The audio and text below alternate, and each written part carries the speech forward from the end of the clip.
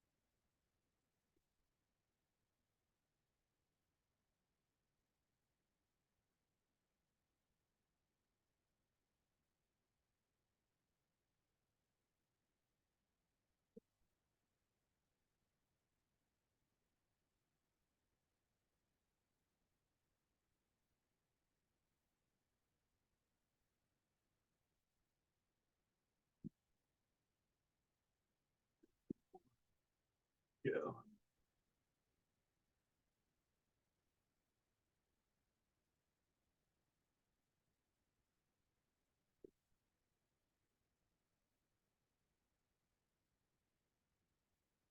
So, Harriet, what were you doing? It looked like your screen was moving all around.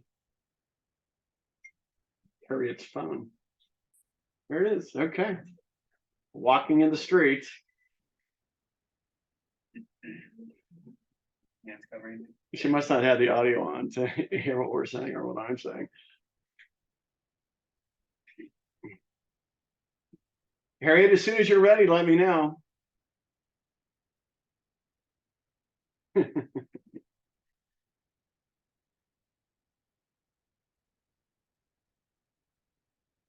Well, good morning, everybody. How are you today? Thanks for coming. Appreciate it. So we're going to start off with Sarah Menchaca from Southern California Funding. Sarah? Hey, Rich. Good morning, everyone. I have just a quick rate update for everyone. Just as a few reminders, this is based off of a scenario of a single family home, 75% loan to value, and a credit score of 760 based on the 30-day rate lock. A conventional loan, you're looking at rates of 6.125 to 6.625 with 1 to 0 points being charged. A high balance loan, you're looking at 6.5 to 6.999% with 1 to 0 points being charged. And a jumbo loan, the rates are ranging between 6.625 to 7.125. And again, with 1 to 0 points being charged. So Sarah, are you seeing an increase in activity? I am doing definitely more pre-quals, waiting for the offers to be accepted. But yeah, I am seeing a slight uptick in even some buyers that I've had last year that are looking to get back, to get their pre-approvals restarted. Glad to hear that. Okay. Yeah. The market is active. Rates are better than they were. Yes, that they are. Sarah. Does anyone have any questions for Sarah before we move on? No? Okay, thank you. Well, thanks for coming again today, Sarah. Thank you very much. So today's discussion, property tax exemptions from reassessment, and Prop 19 implementing legislation found in Senate Bill 539. So typically, when the ownership of California real property changes, the property is reassessed at its current fair market value. And the new owner pays tax based on the reassessed value. But there are certain exemptions, and we're going to discuss those today.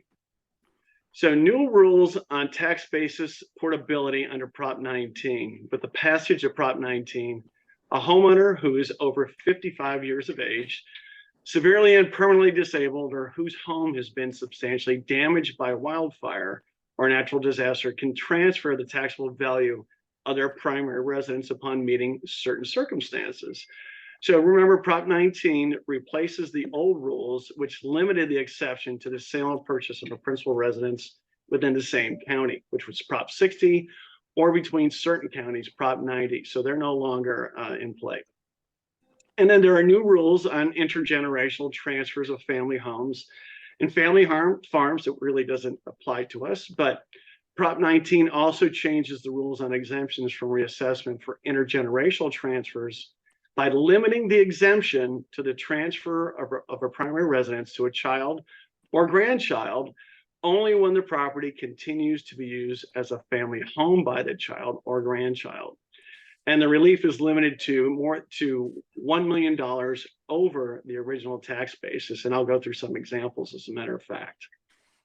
So we know under Prop 19, there is a property tax reassessment exemption for taxpayers 55 years of age of older. And when I say 55 years of age of older, let's just presume that it's always going to include severely and permanently disabled individuals or someone whose home has been damaged by a wildfire. So I have a question? Yeah, okay. So the basic rules, the replacement primary residence, anywhere in the state you can purchase, right, with the value of the replacement primary residence. There can be adjustments if the replacement residence is greater in value. The acquisition of the replacement residence must occur within 2 years of the sale of the relinquished property, and you can use this benefit up to 3 times.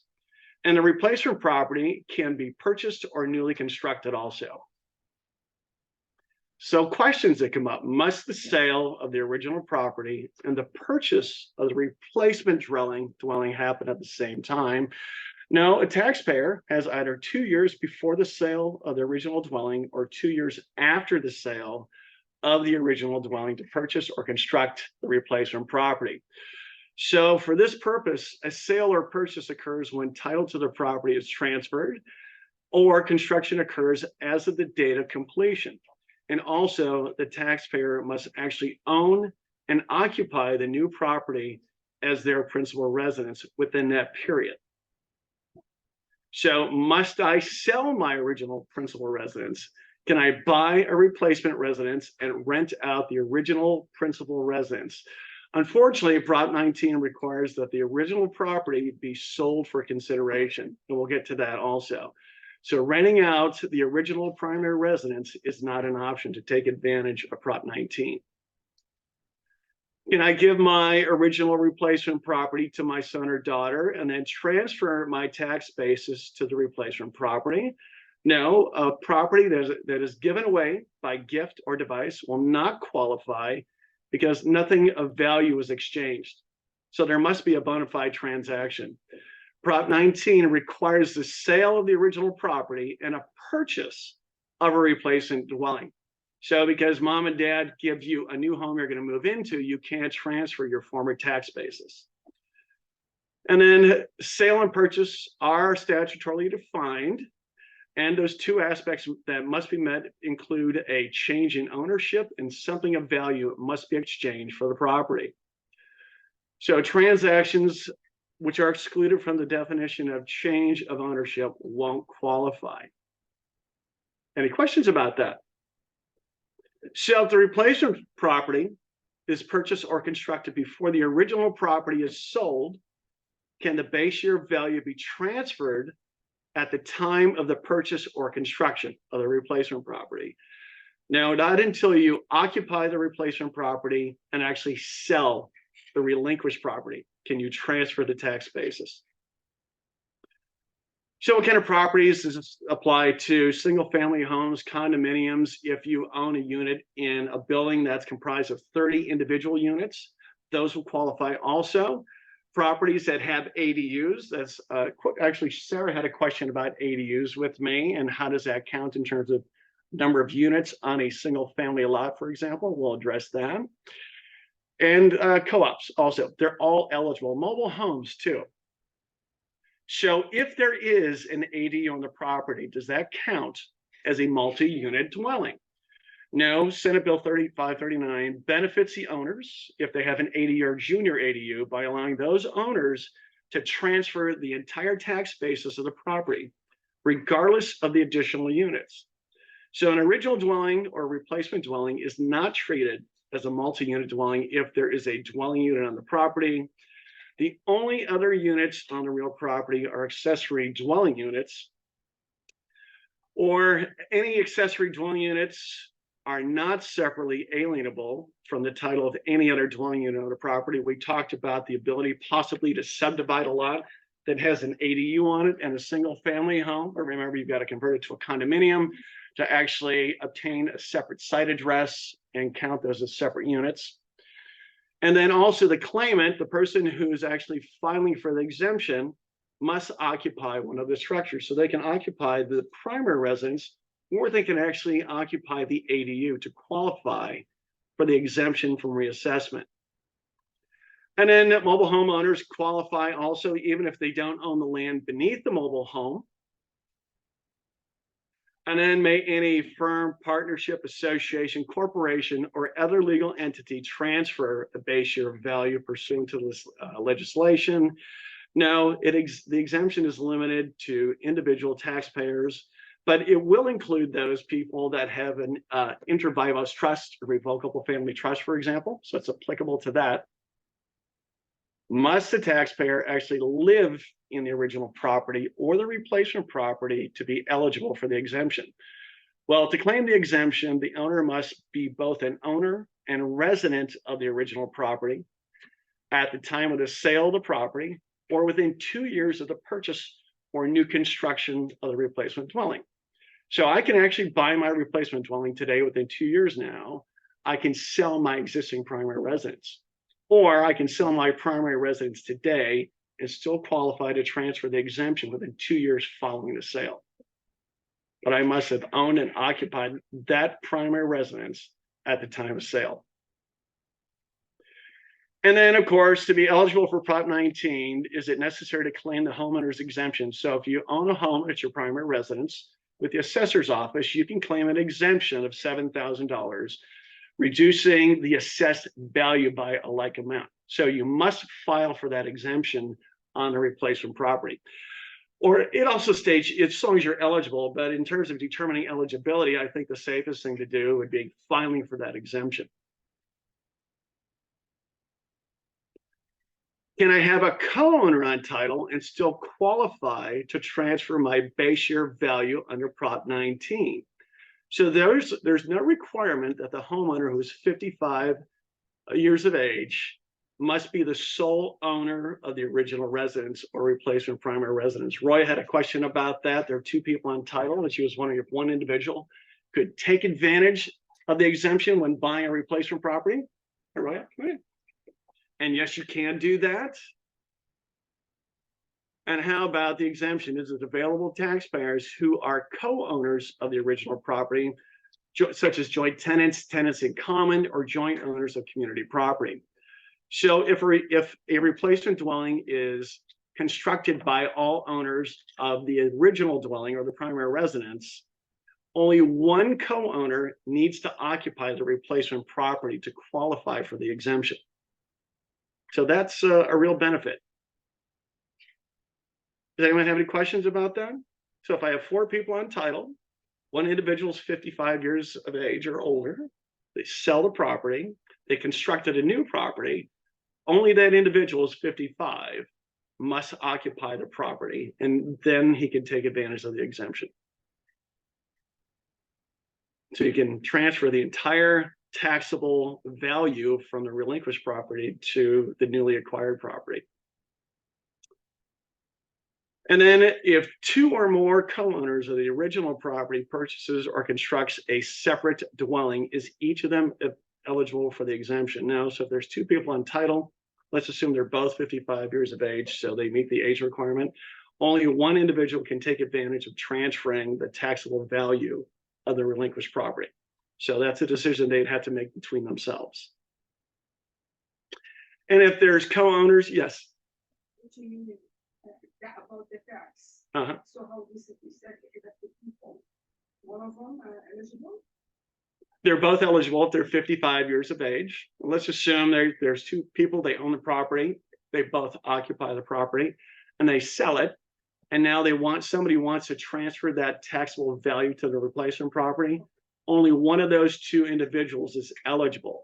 So they have to decide amongst themselves who's going to take advantage of the exemption. And then also, if there are individuals within a multi-unit building, each individual, if it's a separate alienable interest, can transfer that interest to replacement property. What do you mean by that? Well, maybe it's a unit that has 50 apartments in it. They're each individually owned. Uh-huh. So any individual in there meeting the age requirement can take advantage of it. And then once again, the limitation, how many times can you use the exemption? You can use it 3 times. If you've used the exemption previously with Prop 60 or Prop 90, that does not count as one of the 3. Remember Prop 60 and Prop 90, it allowed eligible taxpayers to transfer their taxable value to replacement residents also. Although Prop 90, which allowed transfer between various counties, there are only 9 to 11 counties in which participated in Prop 90. So now you're eligible throughout the entire state of California when finding a replacement property. So that's Prop 90. That was Prop 90, which is no longer valid. No one. 60 and 90 are no longer valid. Prop 19 has superseded Prop 60 and 90. But what about 3 times that you mentioned? Is it Prop 19 only? That's Prop 19. So if you did use the exemption that was available under Prop 60 or Prop 90 to transfer your taxable value, it does not count as one of the 3 opportunities you have under Prop 19. Okay, so on a Prop 19, I have 3 opportunities. Correct.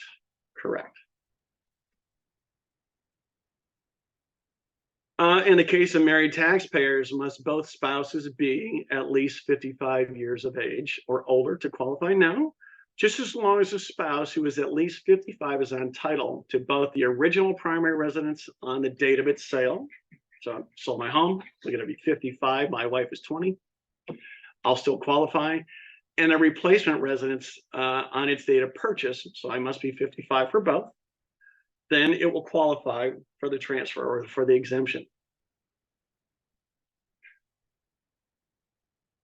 And then if 2 replacement dwellings are constructed or purchased by former spouses, once again, only one individual, assuming they both qualify, can use the exemption.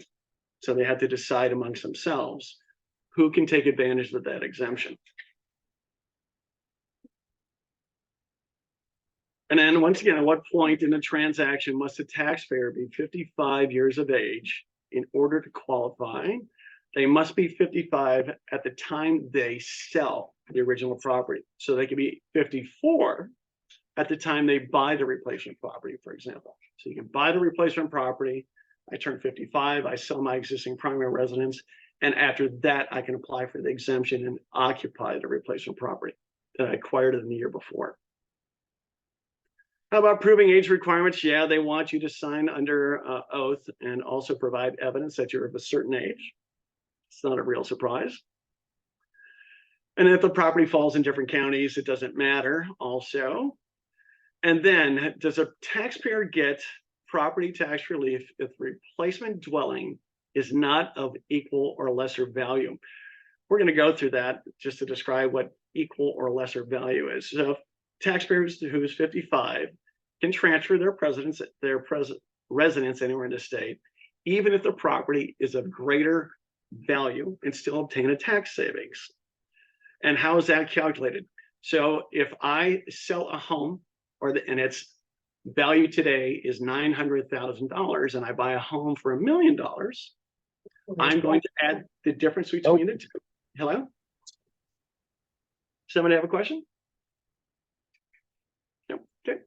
So the difference between the two is $100,000, right? And on the primary residence, the property I sold, which is the relinquished property, the taxable value was $500,000. I'm going to pay tax on $600,000. But if I sell a property and it's valued at $900,000 and I buy a replacement property for $900,000 at or before the date of sale, I will not have any type of reassessment. And there's some other exemptions in regards to how equal or lesser value is defined in Senate Bill 539. Let's go through that. So equal or lesser value, it means the full cash value of the sales price of the replacement dwelling up to 100% of the full cash value of the relinquished property. So I buy a property before or at the time I sell my existing primary residence, if the full cash value of the replacement property is equal to 100% or less of the relinquished property, I can transfer my taxable value from one property to the other without any reassessment. And then the definition of equal or lesser value also includes the following. So if I buy a replacement residence the year following the sale of my property, equal or lesser value is calculated to mean 105% of the property I sold. So if I bought I sold my property and was valued at $500,000, if I bought a replacement property, I could then actually, if we just multiply 105 times 500,000, that's $525,000, correct? So equal or lesser value is deemed to be 105% of the value of the relinquished property in year one.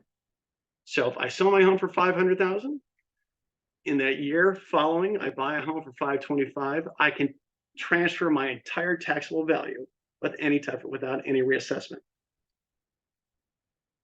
Questions on that? Can you say please one more? Sure.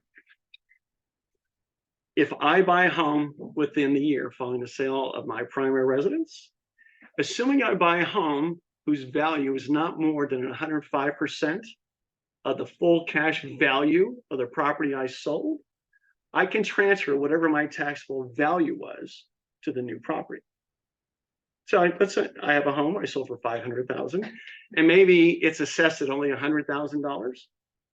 If I buy a home in year one following the sale of that property for $525,000 or less, I'm going to be able to transfer my taxable value of $100,000 to the replacement property.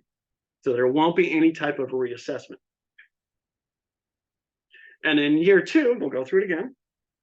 Same property, my assessed value is $100,000. I sell it for $500,000. If I buy a property in year two following the sale of my existing primary residence, assuming the full cash value of that property is 110% or less of the property I sold, then I will not have any reassessment. So if I can buy a property for up to $550,000 in year two and not have any reassessment. Does that help? Yes. Okay. So what it's really saying that first year, 5%, second year, 10%. If it's above what you sold, you don't have any assessed back. Correct. So in year one, if it's $25,000 or less, I don't have a reassessment. If it's $550,000 or less for the replacement property in year two, I will not pay tax on $550,000. I'll still pay tax On what the previous property was assessed at. That's fine. And then remember, if you buy the replacement property before you sell your primary residence, it can't exceed 100% of the full cash value of the property you're going to sell. Wow. So that means that you already closed it, not in an escrow. You would have closed it, correct. And I continue to use the word full cash value because I didn't make it up. But sometimes the sales price may not actually represent the full cash value of the property. So the assessor could theoretically assign a different value to your property. So that could be a problem for you. What do you mean by that? Well, let's assume that you bought a home or you sold your home for $500,000. And then you bought a place in year two for $550,000, right? Second year following. So you theoretically are entitled to the full exemption. But the assessor comes back and said, realistically, you were such a great negotiator, the value of their property is of the property you just purchased is $600,000.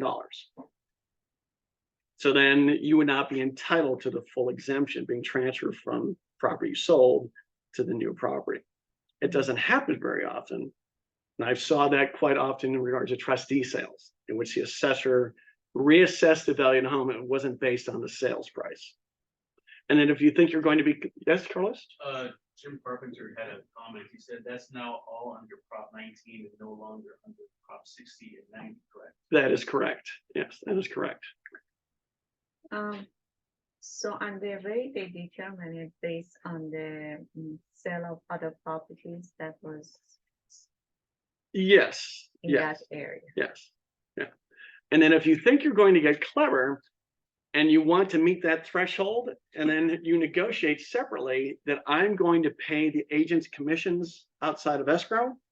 Well, when you file a preliminary change of ownership report, it specifically asks the buyer if the buyer independently paid the commissions of an agent. Mm. So if you fail to disclose that, that's fraud. Just keep that in mind. If people get clever and think I'm going to pay that, so I meet the threshold, I'm not going to have any additional tax liability. But that's a personal decision if you want to proceed that way. But this is a huge thing. So like This is people- huge, yeah. When people they buy a 500, they bought their house for 500,000, and now they buy it for 1 million. So if they close the second one before, Hmm. so they pay the same tax. Well, if the property that they bought for 500 sells for $1 million. Yeah.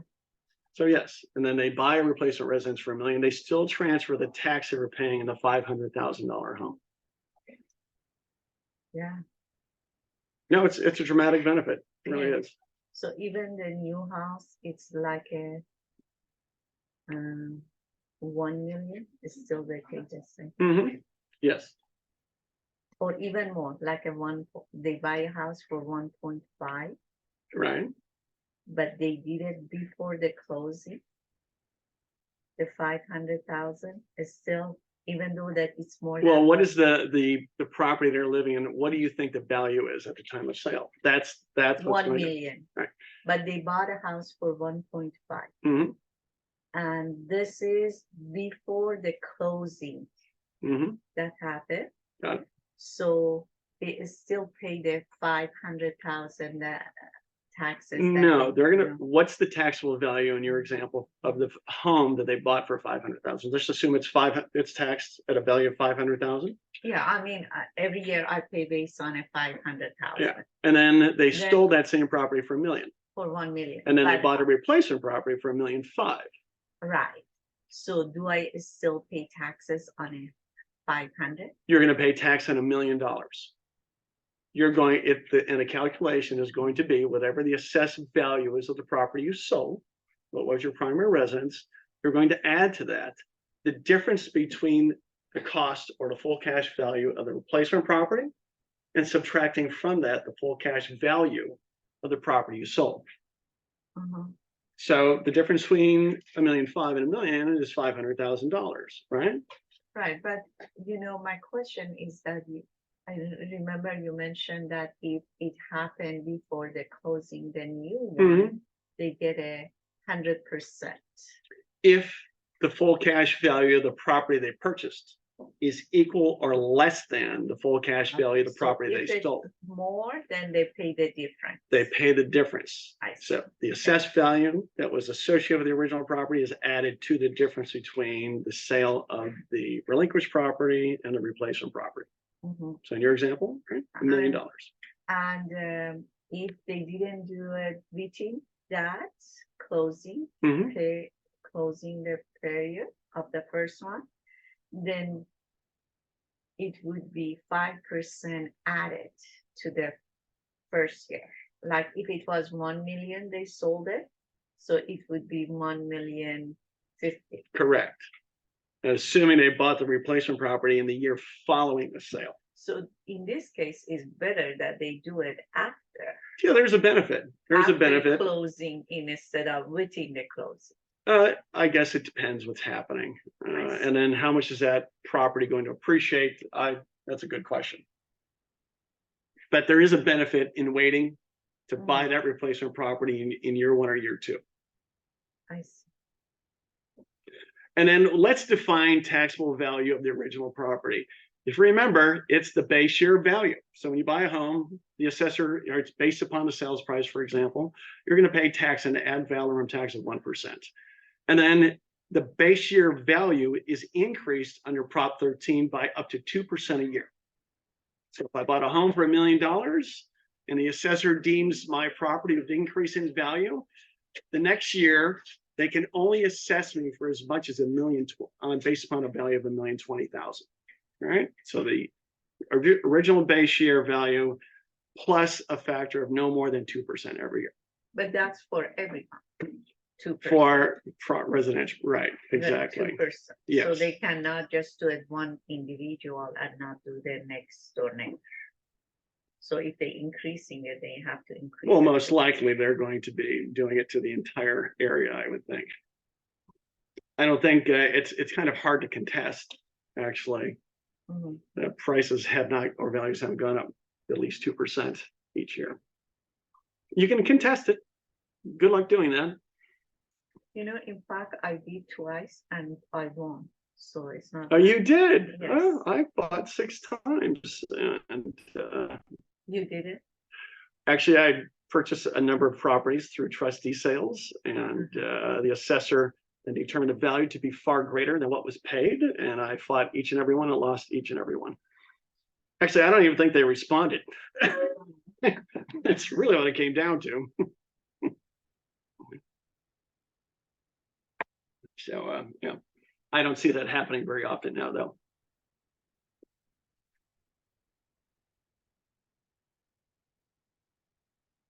And then when does the adjustment of the taxable value of the replacement dwelling take place? So it's going to take place the later of the date the original property is sold, the date the replacement dwelling is purchased and occupied, or the day construction of the replacement dwelling is completed. So let's assume I bought my replacement property today. I can't transfer the value to that property until I sell my existing primary residence and occupy the replacement property. But if I bought the replacement property following the date of sale and I occupy that, that's going to be when I can apply for the exemption. And then new construction, that's applicable also. There's a 2-year time frame regarding the sale of the primary residence. So if you, let's say, for example, build a home and within 2 years following the sale of your primary residence, assuming it meets the 110% threshold, including the cost or value of the improvements, you'll still be entitled to the full exemption. But you also have to notify the assessor that and file with them a notice of completion. And then the exemption is not automatically transferred. The taxpayer has to apply for that. Keep that in mind. And then time limit for filing an exemption. So Prop 19 must be filed within 3 years of the date the replacement dwelling is purchased or the construction of the replacement dwelling is completed. So if I bought my replacement dwelling 2 years before I sold my existing primary residence, I only have 1 year following the sale of my primary residence to apply for the exemption. And if you didn't make the effort to apply for the exemption, just as long as you file within the appropriate time frame, you can go back and recapture any additional tax that you paid. Yes. Is there like a place that we could find like spark notes per se of all this? Where we can do what now? Like find like a spark notes per se of like all this information? I would have you an abbreviated version. Is that what I would have no idea, but I can send you my notes. That would be awesome. Okay. Thank you. Can you say for me too? I will do that. We'll send it to everybody. We'll make it simple. And then transfers between parents and children and between grandparents and grandchildren. Basic rules. So transfers or exemptions, exemptions for reassessment can be transferred from parent to grandparent or from grandparent to grandchild, for example. or from child to grandparent. So it's eligible. So parents to child, they Mhm. can transfer? They can transfer, right? But there are And they- certain limitations in regards to what the benefit is, though, Oh, of course. And also, so one of those aspects that you must comply with to be able to obtain for the exemption, the property must have been, let's assume parent occupied the property. For the exemption to be available to the parent had to have occupied as their primary residence, and then the child would have to occupy it as their primary residence. If the child moves out of the property, the exemption is no longer available. So let's assume that their parents die or grandparents die, and it's left to the children. Only one of those children have to occupy it as their primary residence. And then even if that person moves out and another child who's on title occupies it, they can continue to take advantage of the exemption. But if somebody moves out of the property and it's no longer a primary home for the person who's entitled to the exemption, then they lose the exemption. And then the benefit associated with the exemption for an intergenerational transfer is up to $1 million. So if I have a home and the full cash value is $3 million, and I, at the time of we transfer a home to a child, and the value at that time is $4 million, well, they can transfer the $3 million basis to the person who's going to occupy the property as their primary residence. But let's assume that the full cash value of the property was $3 million, and we buy a home for $10 million. Well, they'll be paying tax on $9 million. So there's $1 million benefit possibly.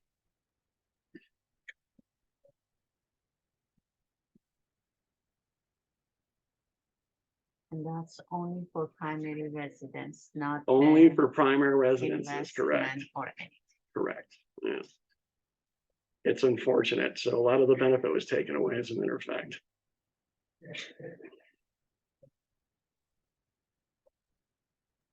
And then restrictions, for example, intergenerational transfers between siblings is not permissible to apply for the exemption.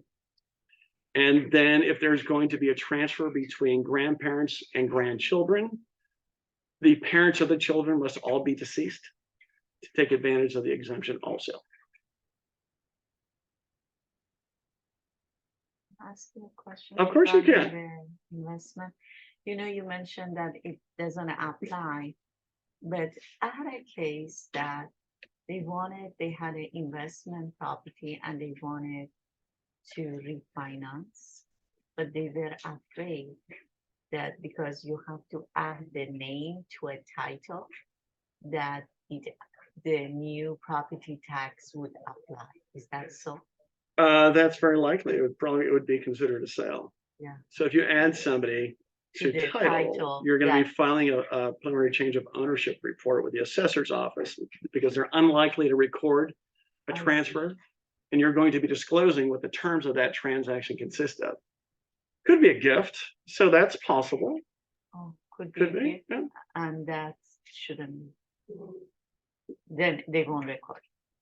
Well, not without a PCOR attached to it, because they want to know the substance of the transaction when you're transferring a property.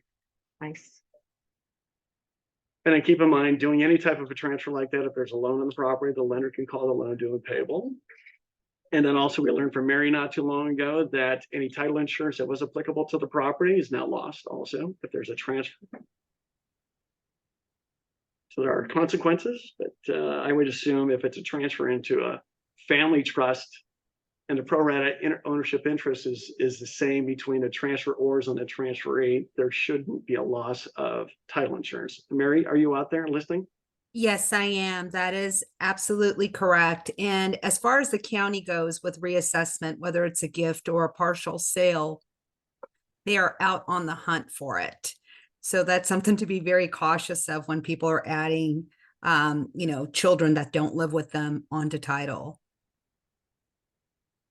Okay, so they're looking to generate more tax revenue. Yeah, imagine that. Yeah. Yeah. And as I just mentioned, a transfer also from individuals into their revocable trust, that is, you will still be entitled to the reassessment, or yes, the exemption, as a matter of fact. And that's all I have for today on that. Do we have any other questions? Wow, not one question. I couldn't have been that good that the information I provided was that clear. You covered every detail, Richard. That was amazing. Well, thanks, Mary. Appreciate that. Okay, well, that ends today's presentation. If anyone has any other comments or questions, please let us know. Thank Thank you. you. All right, thanks for coming, everybody. Bye. Bye. Well, that was a quiet audience today. Taxes, that's tough stuff. You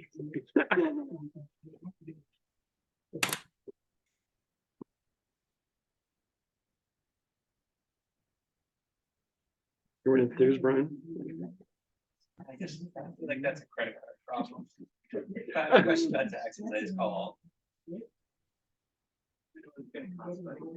That's funny. Good job.